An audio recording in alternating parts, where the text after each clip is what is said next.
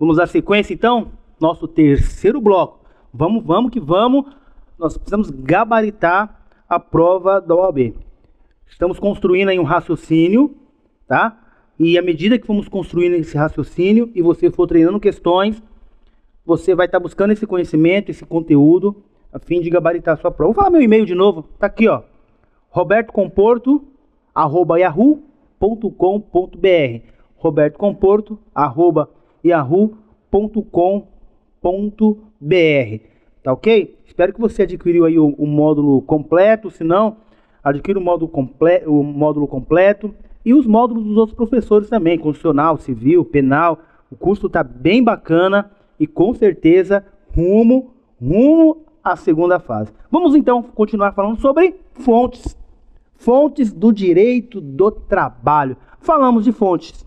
Recapitulando, fonte material, tá? Fonte material é aquela que vem do momento pré-jurídico, a vontade do legislador, em que ele se baseou, no momento político, no momento econômico, no momento social, exemplo, Revolução de 30, o socialismo, né? Então, é um momento pré-jurídico. Falamos das fontes formais, que é como essa vontade do legislador vai se apresentar no mundo jurídico, para que possamos, então, cumprir a norma, como esse direito positivo irá, então, se apresentar. E aí nós dividimos nas fontes formais, que são duas, né? Fonte formal heterônoma e a fonte formal autônoma. Fonte formal heterônoma é aquela que vem do próprio Estado, o Estado que positiva, sem a intervenção, sem a participação do destinatário, Constituição Federal, as leis complementares, lei ordinária, medida provisória, então o próprio Estado. E a fonte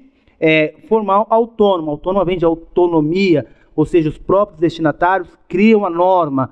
Bom, prova disso é o exemplo da convenção coletiva e do acordo coletivo. Lembrando que a convenção coletiva e o acordo coletivo são espécies de negociação coletiva. Acordo coletivo, eu tenho um grupo de empresas ou uma empresa que realiza um acordo com um determinado sindicato da categoria, tá? E a convenção coletiva, sindicato dos empregados, sindicato dos empregadores, formula ali o seu acordo, tá ok? E então é colocada essa norma para os destinatários, trazendo então os direitos dos trabalhadores daquela determinada categoria. E aí eu não paro na fonte material e na fonte formal. Eu tenho ainda as fontes subsidiárias. Fonte subsidiária é a integração na ausência de norma, tá? Na ausência, agora eu não tenho norma. Como que eu vou aplicar? O juiz vai aplicar uma decisão, tá? Uma sentença, resolver aquele caso concreto, se eu não tenho norma, se não tem isso positivado, tá? O artigo 8º da CLC traz a solução para nós, tá? Porque na ausência de norma, eu devo me remeter para o artigo 8º da CLT. Vamos ver o que diz o artigo 8º da CLT. Vou pedir para o Matheus subir aí. O artigo 8º da CLT está aí na sua tela. O artigo 8º da CLT. Olha que legal, que bacana como esse caso concreto vai ter que ser solucionado, tá? E diz assim o artigo 8º da CLT. Você está com a CLT na mão, acredito, né? O decreto 54/52 de 43. Lembra do nosso momento histórico? Artigo 8º. As autoridades administrativas e a Justiça do Trabalho, na falta de disposições legais ou contratuais, esses contratuais, você vai entender por que o legislador colocou contratuais, porque também é uma norma, tá? Também é importante porque nós temos aí a norma mais benéfica, que é um dos princípios, que nós vamos ver isso aí depois, decidirão, conforme o caso, pela jurisprudência, por analogia, por equidade e outros princípios e normas gerais de direito, principalmente do direito do trabalho, e ainda de acordo com os usos e costumes e o direito comparado, mas sempre de maneira que nenhum interesse de classe ou particular prevaleça sobre o interesse público. O parágrafo único diz ainda: o direito comum será fonte subsidiária do direito do trabalho, naquilo que não for incompatível com os princípios fundamentais desse. Volta para mim aqui, Matheus.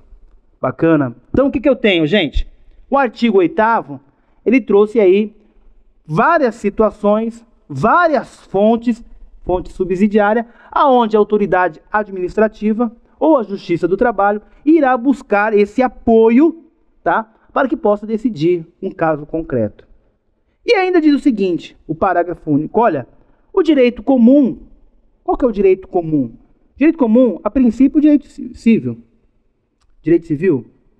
A princípio, direito civil, mas outra norma poderá ser aplicada. Então, na ausência, tá? Posso aplicar o direito comum, que é o direito civil, ou alguma outra norma. Então, ele já deixou claro aqui para nós, o direito comum, né? Então, o que acontece? Você precisa entender que, se o juiz não tem norma, não tem norma para regularizar, resolver essa situação, esse caso concreto, o juiz vai usar das fontes subsidiárias, tá? E ainda poderá usar o direito comum. Mas o que me chama a atenção é no final do parágrafo, que ele diz o seguinte, e esse direito comum não poderá ferir os princípios do direito do trabalho. Tome cuidado com isso daí, tá? Então, o direito comum poderá ser usado. Não tem norma, tá? Ausência de norma, tá? Buscamos as fontes subsidiárias, ainda não encontrou, poderá então o juiz usar o direito comum, desde que esse direito comum não fira os princípios, tá? Os princípios do direito do trabalho. É aquele caso também da CLT do artigo 769, que é o artigo ponte, aonde aquilo que a CLT não deixou claro, aquilo que a CLT não conseguiu tratar e resolver no processo do trabalho, que é uma disciplina que nós vamos estudar num outro momento, poderemos utilizar o processo civil. Quem diz isso? O artigo 769. Então, quando o artigo 769 da CLT diz, olha, você pode usar o direito processual civil para resolver o litígio, tá? O litígio, você poderá usar. E aí nós voltamos, estamos usando o direito comum, voltamos para o artigo 8º, ele diz, desde que não fira princípios do direito do trabalho, que será o nosso próximo tema, tá ok? Mas vamos ver, então, o que trata para a gente aí as fontes subsidiárias. Eu tenho o artigo 8º, a jurisprudência, iniciando pela jurisprudência. O que a jurisprudência traz para a gente? Jurisprudência, você já sabe, é aquela reiterada decisões dos tribunais, tá? Reiteradas decisões dos tribunais. Ora, é lógico que o direito, né, a norma, ela é interpretativa. Então, um juiz poderá decidir de uma forma, outro juiz decida de outro, porque a norma é interpretativa. Se ela fosse ali extremamente taxativa, se não tivesse essa interpretação, não teria razão, né, de ter o advogado. Então, por isso que existe o advogado, por isso que existe toda essa situação, o processo, em busca do seu direito. Esse direito vai ser trazido a quem tem esse devido direito, digamos assim, através da interpretação da norma e vai dar a cada um aquilo que lhe é devido. Mas um juiz pode entender de uma forma, outro juiz pode entender de outra. E essas decisões, elas vão subindo para os tribunais, e o Tribunal Superior do Trabalho, ele tem a função de pacificar, de resolver essa questão dessa interpretação que está sendo divergente, tá? Então, essa é a principal função do Tribunal Superior do Trabalho, o TST. Então, o que acontece? O que são essas jurisprudências? São essas decisões, tá, dos tribunais reiteradas. E aí, como que o tribunal resolve essa situação? Expedindo as súmulas, tá? As súmulas do TST, súmula do TST, que é um material que você precisa dar uma lida também.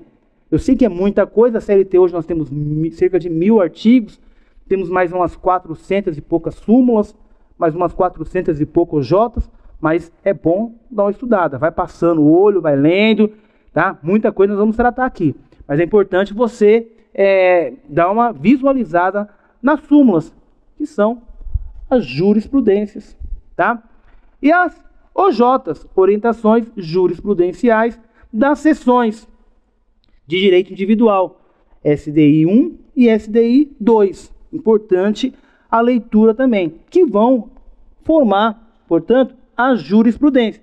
Jurisprudência, nós vamos utilizar a jurisprudência do TST. Para sua prova, é jurisprudência do TST e as OJs. Então, pega um livrinho de OJs aí, um livrinho de súmulas, dê uma lida, porque se você estudar as súmulas, as OJs e mais o nosso curso, você vai gabaritar essa prova, hein? Você vai gabaritar essa prova. Vamos lá, tá? Jurisprudência, temos analogia. O que é essa analogia? Na falta de norma, o juiz irá buscar um caso concreto semelhante a esse apresentado para ele, que ainda não se tem norma como regulamentar, tá? E ele vai usar dessa analogia. Ele vai buscar esse caso concreto que já foi solucionado, que é semelhante a esse caso que ainda não se tem norma, tá? Ele vai usar dessa analogia e vai aplicar para o nosso caso concreto que não existe norma. Ele pode buscar essa analogia no outro ramo do direito, tá? Ou seja, que não tem uma norma que irá disciplinar esse caso concreto. Bacana? Fechamos aí, né? Vamos então para o próximo. Equidade, tá? O lance da equidade é fazer com que o juiz, tá? Trate com suavidade, que ele suavize a regra, o rigor da norma, tá? Analisando cada caso concreto. Quando eu falo ele não agiu com equidade, ele poderia ter suavizado o rigor dessa norma, tá? Em um determinado caso concreto. Às vezes eu realizo algumas audiências e o que acontece? Nessa audiência, se o juiz for sentenciar quando não existe acordo, quando o juiz vai sentenciar ao favor do empregado, tá? Se ele agir com todo rigor, sabe? Muitas vezes ele pode, com essa decisão, quebrar a empresa, fechar a empresa, tá? É por isso que, às vezes, acontece muito na Justiça do Trabalho, e o próprio juiz, eu já participei de audiência, que o próprio juiz já trouxe isso à baila. Gente, vamos fazer um acordo. Vamos fazer um acordo, porque se eu for aplicar o rigor da norma, tá? Você sabia, por exemplo, que burlar a legislação trabalhista, falta de registro, suprimir o direito do trabalhador é crime. Já pensou se toda situação dessa, eu peço na minha inicial, não consegui nenhuma até agora, peço para o juiz, constitui crime, tá? Não pagar os direitos do trabalhador. Denuncia no Ministério do Trabalho, denuncia, não ganha uma. Por quê? Certas situações, o juiz precisa suavizar o rigor da norma. Senão, fecha a empresa mesmo. E ele já disse, em algumas audiências, para o empregador, é melhor você buscar um bom acordo, porque vai sair caro. Ou seja, se ele sentenciar com todo o rigor da norma, tá? Acaba prejudicando muito a empresa. Tem empresa que fecha e não consegue ainda pagar o empregado. Então, a equidade tem essa situação de suavizar o rigor da norma, tá? Então vamos lá, vamos dar sequência. Ainda nós temos os princípios gerais do direito, tá? Princípios gerais do direito, que é aquela ideia, como por exemplo, não há crime sem lei que estabeleça, né? Tem aquela situação também, o enriquecimento sem causa, tá? Eu tenho aquela situação, ninguém pode dizer que desconhece a lei. Então nós temos vários princípios gerais do direito. Tá? Então, o juiz deve então se pautar também nos princípios gerais do direito. Nós temos ainda usos e costumes. Usos e costumes, o uso é aquela relação que eu tenho com uma outra pessoa, tá? Que não existe uma norma, mas que para nós é como se ela existisse, tá? É usual entre essas pessoas, é usual. Não existe uma norma, mas como se essa norma existisse. Já os costumes é uma prática reiterada no mundo jurídico. Exemplo disso é o 13º, tá? Exemplo disso é o 13º. No início, não existia uma norma, tá? Foi existir depois, mas no início não existia uma norma que dissesse, olha, tem que pagar o 13º. Era um costume.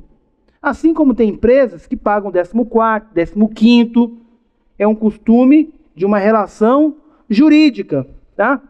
E o uso vai mais para aquela ideia do particular, né? Aonde nós não temos uma norma, eu trato aqui com o Mateus uma determinada situação, não temos uma norma, mas acreditamos que exista uma norma que regulamenta essa conduta nossa. E o direito comparado, tá? Direito comparado, aonde o juiz vai buscar legislação, norma de um outro país, tá? De um outro país, para aquele caso concreto que ele tem naquele momento. Então aí, na ausência de uma norma, poderá o juiz, está lá no artigo 8º, né? As autoridades administrativas e a Justiça do Trabalho, na falta de disposições legais ou contratuais, decidirão conforme jurisprudência, analogia, equidade, princípios gerais do direito, uso e costumes e direito comparado. Então nós estamos falando aí de fontes subsidiárias, tá? Que está no artigo 8º da CLT. Jurisprudência, analogia, equidade, princípios gerais do direito, usos e costumes, direito comparado. Fechamos aí, tá? Fechamos aí então fontes subsidiárias, tá? Vamos então para o nosso próximo tema. Fechamos fontes e agora vamos falar de princípios do direito do trabalho. Quero começar falando para vocês o seguinte: princípios do direito do trabalho. Bom, eu já vi muita prova, eu já vi questões que você resolve só sabendo os princípios. Recente, prova recente, tem caído questões que se você soubesse os princípios, você teria resolvido, tá? O que é o princípio, gente? O princípio nada mais é que um alicerce. Princípio é o alicerce, é a base, é onde o legislador vai se debruçar, vai se apoiar para criar a norma, tá? Então o princípio é o alicerce, é a base, aonde o legislador irá se apoiar para criar a norma. Ó, não se tinha norma, agora está sendo criada uma norma. Olha, se está sendo criada uma norma, o legislador vai ter que se calcar, vai ter que utilizar algo para criar essa norma. Então, os princípios são normas fundantes, porque ainda não existe norma positiva, mas princípios é como se fosse norma, é norma na grande realidade, na verdade, é norma, são normas fundantes, é o fundamento, é o alicerce, é a estrutura aonde o legislador se debruça, se apoia para criar uma norma jurídica. Então, nós precisamos entender princípios, porque ferir um princípio é muito mais que ferir a norma. Porque quando você fere princípio, você fere aquilo que te deu substância, que você usou como apoio para a criação da norma. Então, ferir o princípio é muito mais que ferir a norma. Você feriu quem te apoiava. Você feriu o alicerce, a estrutura de uma norma jurídica, tá? Então, princípio é isso. Nós não vamos exaurir todos os princípios. Eu trouxe para vocês aqueles princípios mais recorrentes, aqueles princípios tradicionais, tá? Não vou exaurir. Tem vários princípios, vários entendimentos sobre os princípios. Mas eu trouxe para vocês aqui no nosso estudo os principais princípios que para mim são extremamente importantes para o dia da sua prova. Conceituando o princípio, alicerce, a base, tá? É aonde o legislador ia se apoiar para criar a norma. Princípio do direito do trabalho, tá? Vamos dar sequência, então? Vamos ver aqui, ó, o Mateus vai subir para vocês aí, essa tela, né? Que são os princípios que traz o professor Miguel Reale, né? O professor Miguel Reale traz o seu princípio, né? Um conceito de princípio, e eu quero compartilhar com vocês. Para o professor Miguel Reale, princípios são enunciações normativas de valor genérico que condicionam e orientam a compreensão do ordenamento jurídico, aplicação e a integração, ou mesmo para a elaboração de novas normas. Olha só, princípios são verdades fundantes de um sistema de conhecimento, como tais admitidas por serem evidentes ou por terem sido comprovadas, mas também por motivo de ordem prática, de caráter operacional, isto é, como pressupostos exigidos pela necessidade da pesquisa e da praxis. Então o que acontece? Para o professor Miguel Reale, o que me chama a atenção é que os princípios são verdades fundantes de um sistema de conhecimento. Verdades fundantes, ou seja, o fundamento. Como você vai construir uma casa sem ter um bom alicerce? Tá? Então o que acontece? Os princípios é esse alicerce que vai dar a substância. Tá? Então para o professor Miguel Reale, os princípios eles vão nos orientar e orientar o legislador e orientar-nos para interpretar uma norma. Devemos sempre ter os princípios ao nosso lado, analisando sempre os princípios, porque o princípio ele vai ser utilizado para a criação da norma, para a alteração da norma, tá? Então sempre visando os princípios. Eu separei alguns princípios e nós vamos adentrar nesse mundo fantástico que é dos princípios, e você vai se comprometer comigo que vai estudar esses princípios, porque isso pode ser matéria da sua prova. Em um determinado caso concreto, você vai observar que ali está ferindo um determinado princípio. Tá? Então, quando você perceber isso, opa, feriu o princípio, aquela questão tem de ser errada. Tá? Feriu um princípio, aquela não é correta, porque está ferindo o princípio. E ferir princípio é algo muito sério. Vamos dar sequência, então, ao nosso estudo. Tá vendo? No geral, pode-se afirmar que os princípios têm as seguintes funções. Três funções têm os princípios.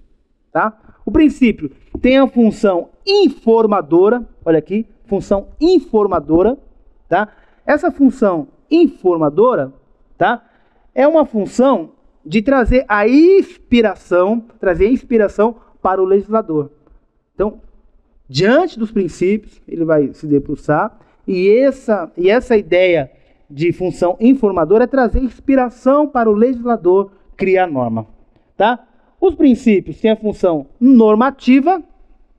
Ora, numa lacuna na lei, não tem norma. Nós lemos lá no artigo 8º da CLT que o juiz poderá se valer dos princípios do direito, tá? Os princípios do direito do trabalho, né? Então, normativas. Por quê? Porque ela vai ter essa ideia de, na lacuna, na brecha da lei, tá? Não tem norma, o juiz vai se valer dos princípios. Então ele tem a função informadora, inspiração para o legislador criar norma, tá? Ela tem a função normativa, que vai suprir a norma. A ausência de norma poderá ser aplicado o princípio. E aí, por fim, tem a função interpretativa, tá? E essa função interpretativa é aquela situação quando eu vou interpretar uma norma, né? Lembra que eu disse para vocês? Um livro, um papel escrito, né? Vou interpretar, eu vou criar norma. Quando naquele momento dessa interpretação, os princípios irão me orientar, irão me ajudar, tá? Então, princípio é a base, é a estrutura, verdades fundantes da norma quando ela é criada, tá ok? Então aí, ó, princípio geral pode se afirmar que tem as seguintes funções: informadoras, inspiração para o legislador criar norma. Normativa irá suprir na ausência de norma, como nós lemos no artigo 8º da CLT. Interpretativa, no momento que eu for interpretar uma determinada norma, tá? Eu tenho, então, uma determinada situação que o legislador pôs, né? O direito positivo tem que interpretar, junto comigo tem que estar os princípios. Bacana? Vamos adentrar, então, nos princípios? Vamos lá? Opa, chegou aqui o nosso primeiro princípio. Eu separei para vocês 7 princípios. 7 princípios. E eu vou começar com o princípio da proteção. Princípio da proteção, ele vai se dividir em 3 princípios, tá? Tem o princípio da proteção, vou dividir em princípio do indúbio pró-operário, o princípio da condição mais benéfica e o princípio da norma mais favorável. O que é princípio da proteção? O próprio nome diz, né? É trazer essa proteção e essa garantia para o trabalhador. Trazer uma proteção, uma garantia, tá? Para esse empregado, tá? Então, esse princípio vai se dividir em 3 situações.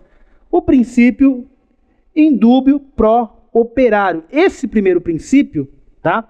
Que é uma espécie desse gênero, esse primeiro princípio, ele traz a ideia o seguinte: no momento da interpretação de uma norma, no momento que eu for analisar uma norma, for interpretar, eu tenho que buscar a norma mais benéfica para aquele empregado.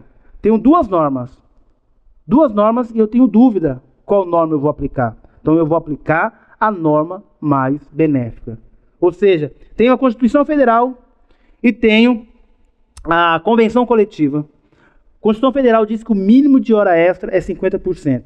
E a Convenção Coletiva diz que é 75% durante a semana. Qual é a norma mais benéfica? Convenção Coletiva, eu vou aplicar a Convenção Coletiva. Tá?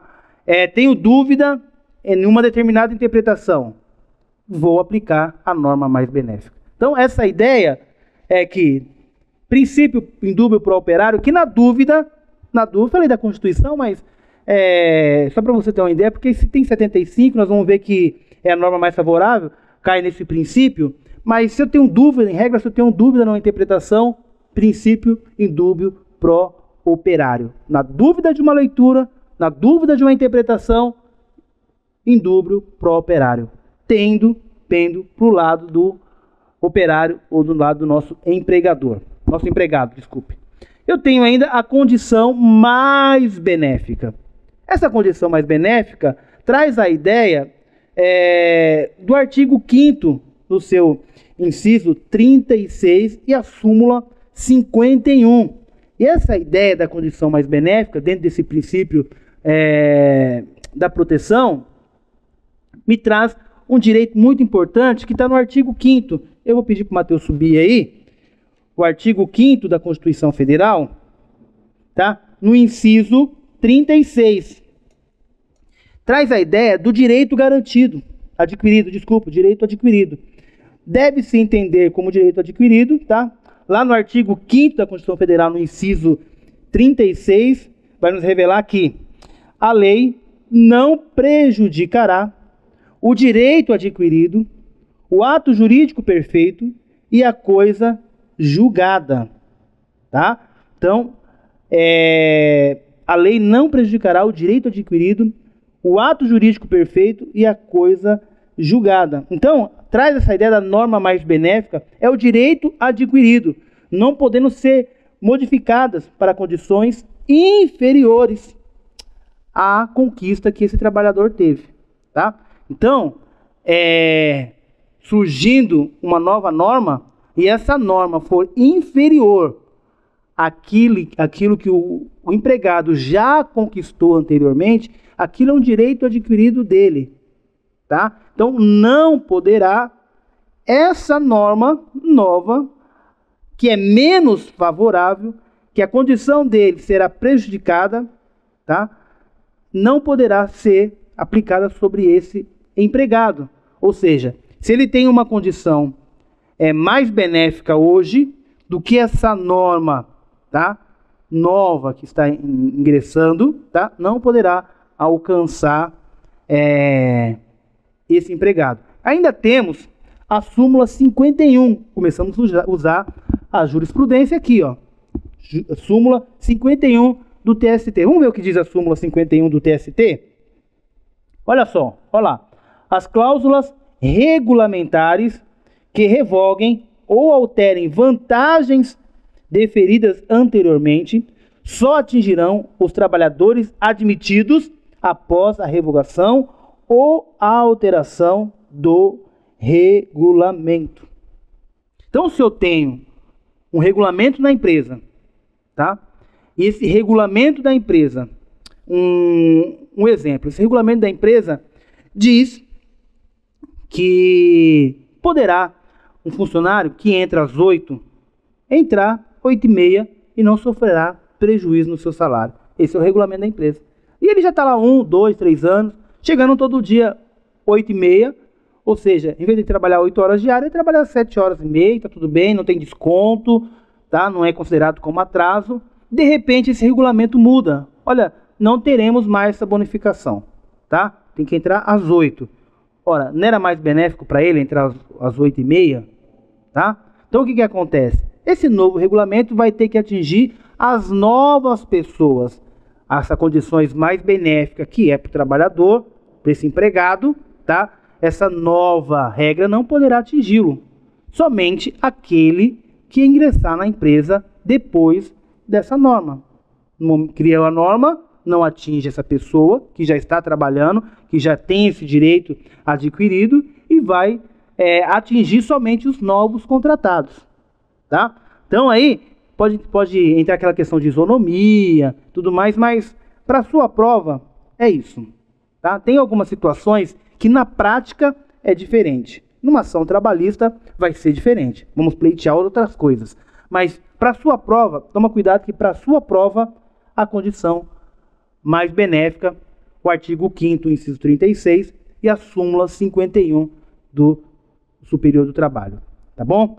Do Tribunal Superior do Trabalho. Então falamos aí, ó, princípio indúbio pro operário, da condição mais benéfica, artigo 5º, no inciso 36 e a súmula 51, aqui é da Constituição Federal, tá? Artigo 5º, inciso 36 da Constituição Federal e a súmula 51 do Tribunal Superior do Trabalho. Vamos falar da norma mais benéfica, mas nós vamos tratar da norma mais benéfica no próximo bloco. Fique conosco aí, não saia daí, ó, toma uma água rapidinho e volta para o nosso quarto bloco. Vamos continuar falando de princípios.